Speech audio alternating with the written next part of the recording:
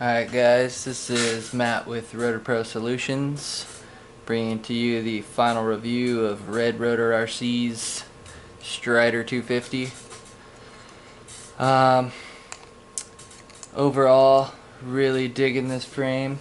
It's a 250 motor to motor.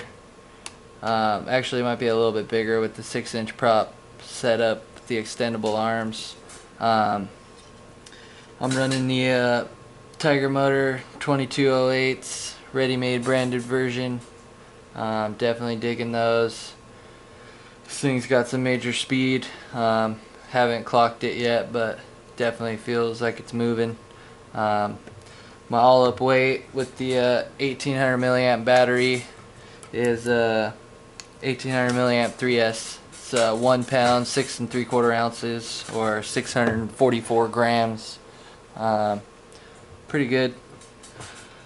Not super light, but not too heavy, so I think it came out pretty well. Had about a good month or so to fly it now. I'm just really liking it overall. A couple of things I was concerned with at the beginning were the thickness of the top plate and the bottom plate. They seemed really thin when I first took it out of the box, but haven't had any issues with any cracks, any stress fractures, nothing like that. It's taken a good 5 to 7 good crashes so far, and not a scratch really. The arms fold back like they're supposed to on hard crashes.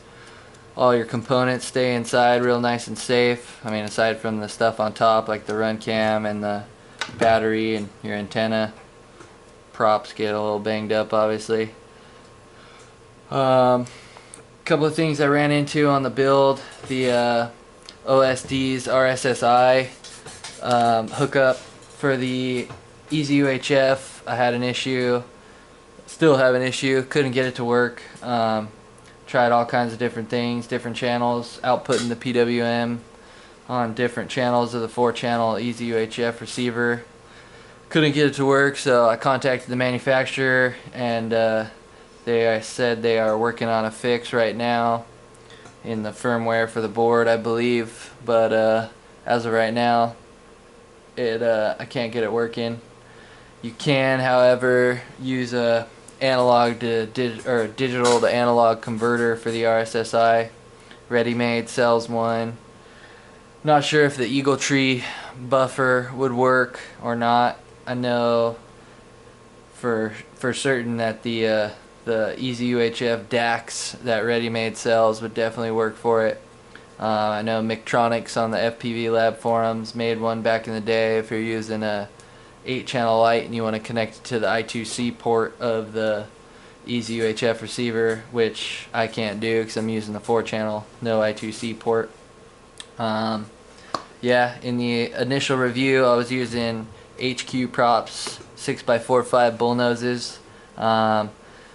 Balanced them, couldn't get the vibes out, so I switched it up to the 6.4 APC props, and got pretty much all the vibes sorted out. Still a tiny bit of tuning left to do on the NAS 32, but definitely flies great. This is hands down favorite frame that I've used so far out of the QAV 250, the Mini Metalhead 330. Couple of custom frames that I've had from friends and other companies. Definitely by far one of my favorites. It's gonna be my go-to mini for a while at least. I'm sure until Red Rotor comes out with something new, and if it's along the same lines, I'm definitely gonna pick one up. Full-blown race quad in my opinion. Super fast even without angled motor mounts. Thing hauls butt as it is right now. The 6-inch prop setup with 3S is just super quick. One of the quickest quads I've ever had. Obviously, probably the motors, but it definitely moves. Couple things that I added to the frame. Just a couple of layers of neoprene foam tape to raise up the front of the run cam, give it a better angle while flying forward. I also added these landing gear. They're just 16mm standoffs with some rubber dampening feet on the bottom. Could find them here and there. In the initial review, I was using a 1300 milliamp battery. The amp rating on that battery was just not up to the task of what this quad is pumping out.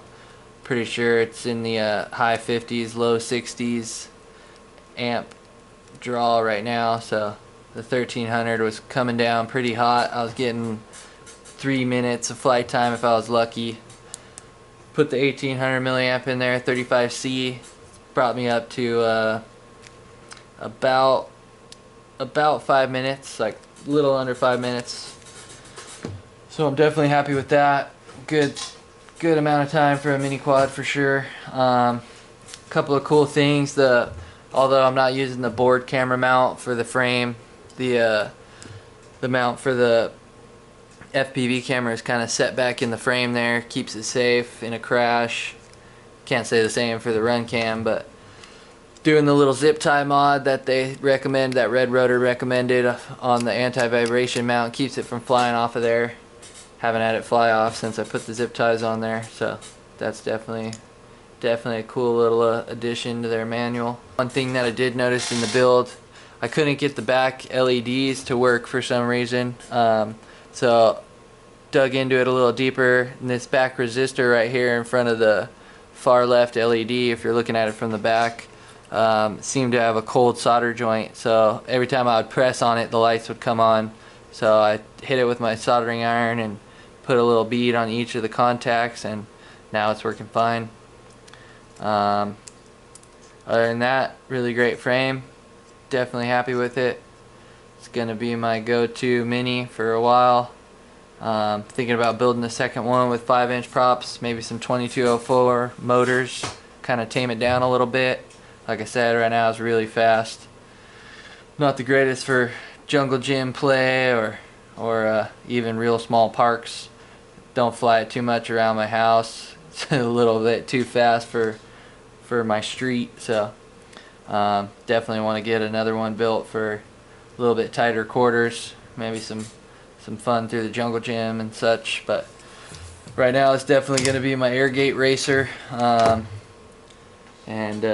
yeah, I'm gonna post some build pics and a couple little clips of my last month with this little guy. So just want to thank Red Rotor RC for putting out such a sweet frame, and thank you guys for watching. This is Matt with Rotor Pro Solutions. See you on the next one.